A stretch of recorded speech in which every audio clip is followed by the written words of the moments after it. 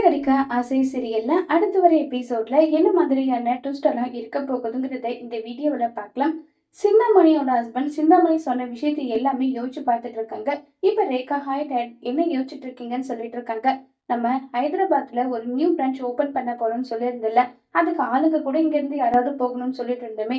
ரேகா நீ போயிட்டு வரியாமான்றாங்க.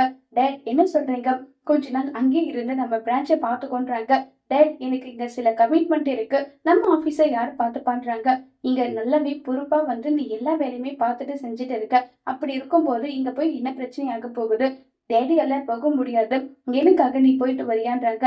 கண்டிப்பா டேட் உங்களுக்காக சரி நான் போறேன்னு சொல்லிட்டு இப்ப நேரா ரேகா போயிடுறாங்க.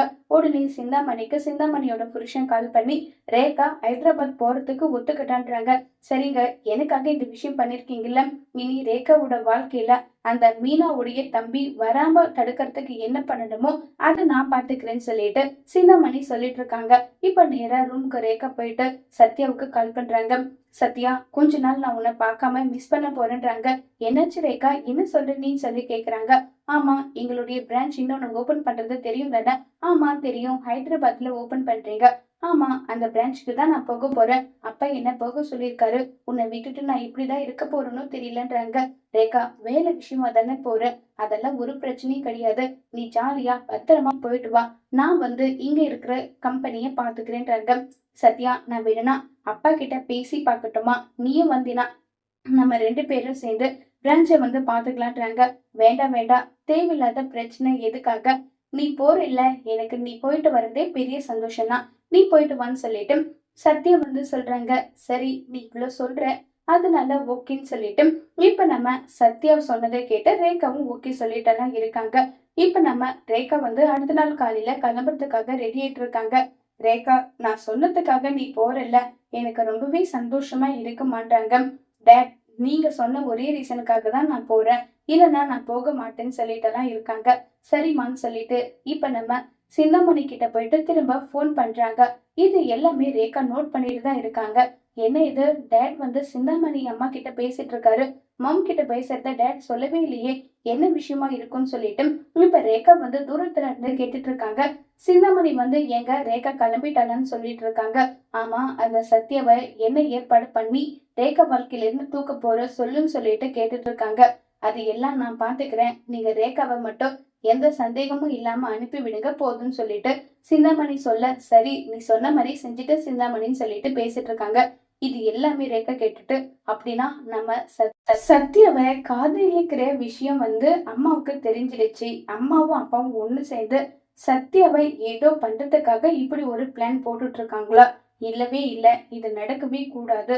சத்யாவை நான் உயிருக்குயிரா காதலிக்கிறேன், என்ன ஆனாலும் சரி நான் சத்யாவை விட்டு கொடுக்க மாட்டேன்னு சொல்லிட்டு இப்ப ரேகா வந்து முடிவு பண்றாங்க. இருந்தாலும் ரேகாவுடைய அப்பாவுக்கு தெரியாம சரி டேட் நான் கிளம்புறேன்றாங்க. ஏர்போர்ட்ல நான் வந்து விட்டுட்டு வரேம்மா, இருக்கிற டேட் நான் போய்க்கிறேன், நீங்க இங்க இருக்க வேலையை பாருங்கன்னு சொல்லிட்டு ரேகா நேரா முத்து மீனாவோட வீட்டுக்கு போறாங்க. மீனா வந்து ரேகா என்ன ரேகா பெட்டி படுக்கையோட வந்திருக்கீங்க, என்ன விஷயம்ன்றாங்க. என்னுடைய அம்மாவுக்கும் என்னுடைய அப்பா 2 பேருக்குமே நான் சத்யாவை லவ் பண்ற விஷயம் வந்து தெரிஞ்சிடுச்சு. அவங்க வந்து ஏதோ பிளான் பண்றதுக்காக என்னை ஹைதராபாத் அனுப்புறதுக்கு பிளான் பண்ணாங்க, நான் அங்க இருந்து வந்துட்டேன்னு சொல்லிட்டு எல்லாம் இருக்காங்க. உடனே முத்து வந்து இதுக்கு மேலேயும் லேட் பண்ணக்கூடாது, ஏன்னா உன்னுடைய அப்பா வந்து உன் அம்மா என்ன சொல்லி உன் அப்பாவை பிரெயின் வாஷ் பண்ணிருக்காங்க, என்ன ஏது அவங்க பிளான் என்னன்னு எதுவுமே நமக்கு தெரியாது, முதல்ல உன் அப்பா கிட்ட பேசி பார்க்கலாம், உன் அப்பாவை வர சொல்லுன்றாங்க.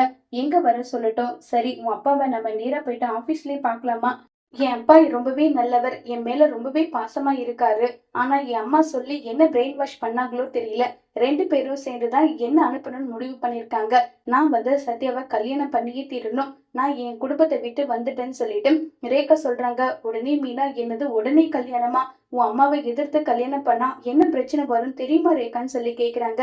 என்ன வந்தாலும் நானும் சத்யாவும் சேர்ந்து அதை ஹேண்டில் பண்றோம். அண்ணா உங்களை பார்த்து நான் கேக்குறேன், எனக்கு கூட பிறந்தவங்க யாரும் இல்ல, முத்தண்ணா உங்களை தான் நான் என்னாவா பாக்குறேன், எனக்கு கல்யாணம் பண்ணி வைங்கன்னு சொல்லிட்டு முத்து கிட்ட கேக்குறாங்க. உடனே முத்து, தங்கச்சி நீ சொல்லிட்டு யாரை எதிர்த்து வந்தாலும் உனக்கும் சத்யாவுக்கும் கல்யாணத்தை நான் பண்ணி வைக்கிறேன், நீ கவலைப்படாம இருன்னு சொல்லிட்டு ரேகாவுக்கு ஆறுதல் சொல்லிட்டு இருக்காங்க. மீனா வந்து ஏங்க ஏதோ அவசரப்படுற மாதிரி தோணுது. சத்யாவுக்கும் மட்டும் ஏதாவது ஒண்ணு ஆச்சுன்னா கண்டிப்பா நான் சும்மா இருக்க மாட்டேன்னு சொல்லிட்டு மீனா சொல்றாங்க. சத்யாவை நான் பாத்துக்கிறேன், எனக்கு தெரியும் சொல்லிட்டு முத்து முடிவு எடுக்கிறாங்க. முத்துவோட முடிவு சரியா இருக்குமா? சத்யாவுக்கும் ரேகாவுக்கும் கல்யாணம் பண்ணி வச்சா சிந்தாமணி சும்மா இருப்பாங்களா இல்லையங்கிறத வரப்போற எபிசோட்ல வெயிட் பண்ணி பார்க்கலாம்.